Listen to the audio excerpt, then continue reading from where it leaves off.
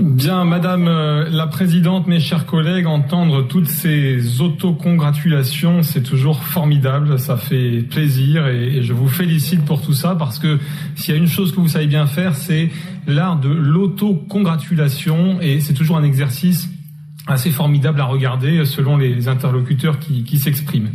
Alors, le vote du budget est toujours un moment décisif et important dans la vie d'une assemblée. Il est pour l'exécutif l'occasion de montrer ses priorités, de montrer aussi sa façon de gérer.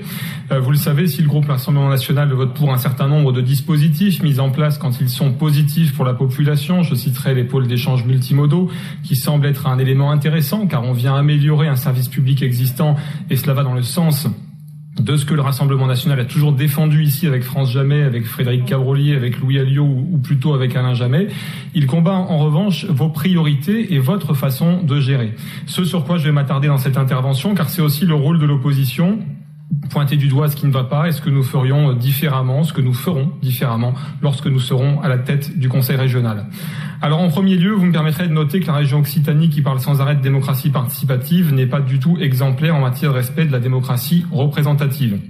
Ainsi, pour voter un budget de 4 milliards d'euros, presque 4 milliards d'euros, vous ne prévoyez qu'une heure, dont quelques dizaines de minutes de débat. Dans d'autres régions, le budget se vote sur plusieurs jours, voire près d'une semaine. Il est détestable de n'avoir que quelques instants pour pouvoir parler de l'opportunité de vos choix. Aucune discussion n'étant possible avec vous ou vos représentants en commission finance ou par ailleurs, car là aussi le temps est très très limité. La première des choses que nous combattons dans votre façon de gérer, c'est donc l'endettement des générations à venir. On y revient chaque année, mais chaque année, c'est la folie et la course à l'échalote. Déjà, dans votre débat d'orientation budgétaire, on pouvait lire que vos orientations étaient d'endetter chaque année un peu plus et même beaucoup plus notre région. Alors, si à court terme, l'emprunt est acceptable et parfois nécessaire pour mener des investissements utiles à la population, les élus doivent aussi veiller à ne pas aggraver l'endettement à moyen et long terme et avoir une gestion responsable. Ce n'est pas votre cas. Vous avez emprunté massivement chaque année, aggravé la dette de nos enfants, de nos petits-enfants là aussi massivement. En 2015, l'encours de la dette de la région était de 1521 millions d'euros. Nous serons passés au 1er janvier 2021 à 2246 millions. Soit une hausse de 48% en 5 ans, une catastrophe. Ce sont 685 millions d'euros d'encours de dette de plus à la fin de mandat qu'au début de votre mandat. Ce sera ça votre bilan régional, ce qu'on pourra retenir de votre passage en matière de gestion d'argent public, un record. Ce budget primitif vient confirmer les orientations de votre débat d'orientation budgétaire avec un emprunt d'équilibre prévu en 2021. Pour aggraver encore un peu plus, à hauteur de 643,7 millions d'euros en constante augmentation chaque année. Nous condamnons ce choix.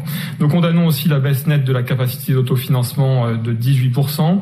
En lisant votre budget, les habitants d'Occitanie savent que s'ils décidaient de faire confiance à un socialiste, ils vivraient toujours plus à crédit, avec peut-être en 2028, qui sait, 3 000 millions d'euros de dette, toujours sans plan de désendettement prévu, vu la constance de la courbe à la hausse.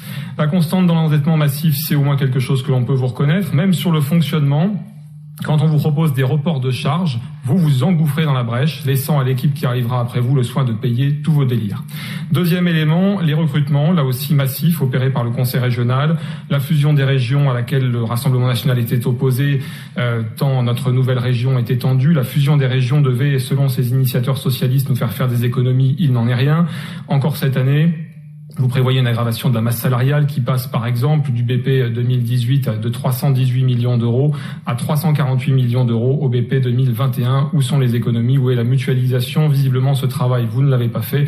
Cela nous pose problème en matière de gestion des deniers publics, car plutôt que d'emprunter toujours plus, il y a au moins un autre moyen d'investir davantage, réduire les dépenses de fonctionnement et en tout cas ne surtout pas les aggraver comme vous le faites avec les dépenses de personnel.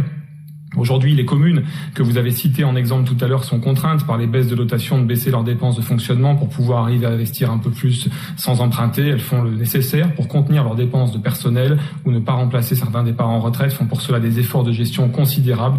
Et je voudrais ici saluer le travail de mes collègues maires d'Occitanie.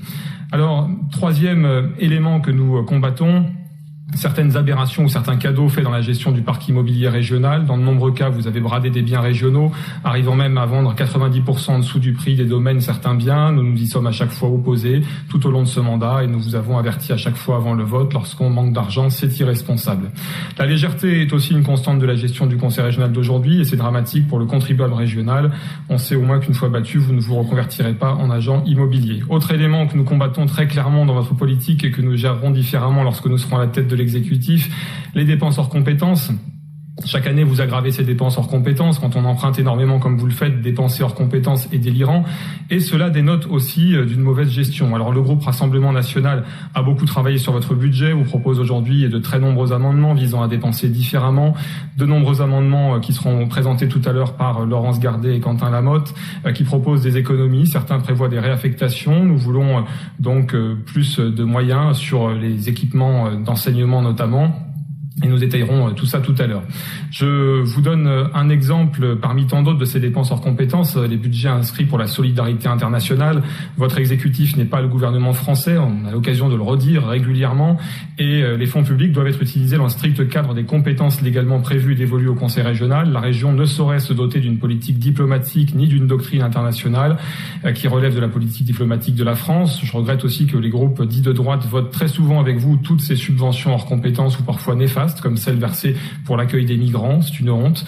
Ainsi, le groupe des élus républicains UDI a voté pour la journée de sensibilisation des migrants et réfugiés, pour les subventions à SOS Méditerranée, pour les ateliers sociolinguistiques pour les migrants, pour la subvention à l'association populaire socio-éducative des migrants, également pour le centre ressources gardois pour la maîtrise des savoirs de base, l'apprentissage du français par les migrants, le soutien à des projets d'accompagnement de demandeurs d'asile et de réfugiés par des structures d'accueil.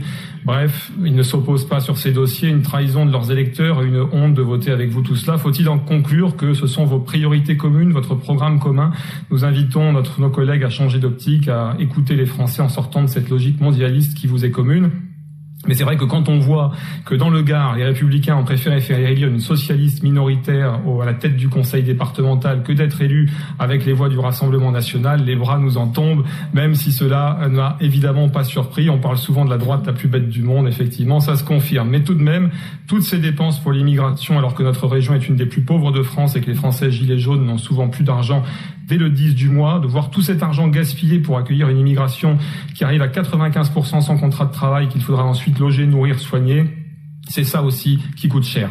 Je vous dirais aussi un mot sur la démocratie participative. Vous nous faites souvent de longs discours sur la démocratie participative. Madame la Présidente, vous le savez, nous sommes de grands démocrates. La démocratie participative peut avoir du bon, à condition qu'elle ne soit pas manipulée ou orientée comme vous le faites.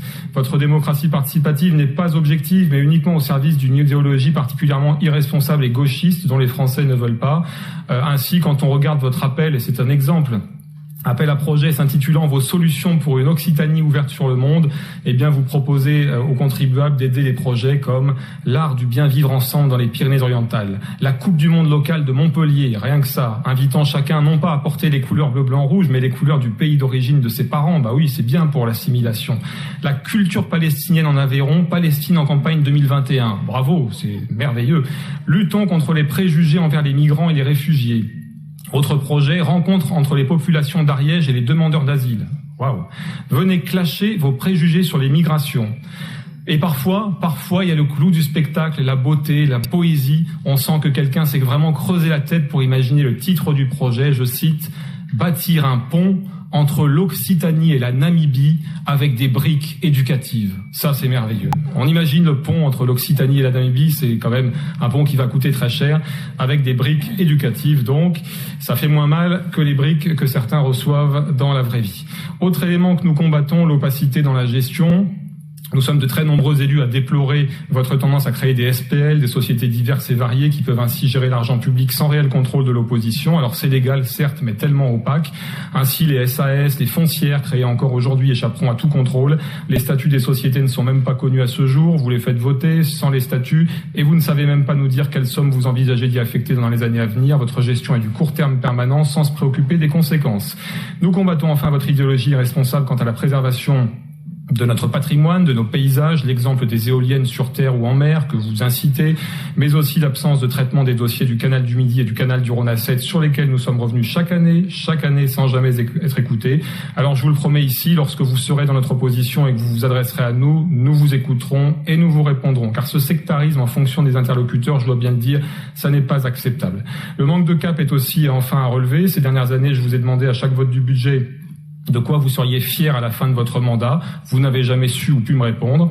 Un élément tout de même à saluer sur ce budget et votre mandat, votre omniprésence médiatique pour lancer des plans, des programmes qui ne sont d'ailleurs pas souvent suivis des faits, comme celui annoncé il y a un an sur les villes retenues pour les Jeux Olympiques. Nous n'avons rien vu venir comme Seran.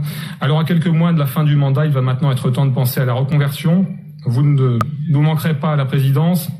Mais parce que nous sommes humains d'abord, n'hésitez pas à postuler aux postes ouverts en mairie de Beaucaire. Ils seront étudiés attentivement et sans discrimination.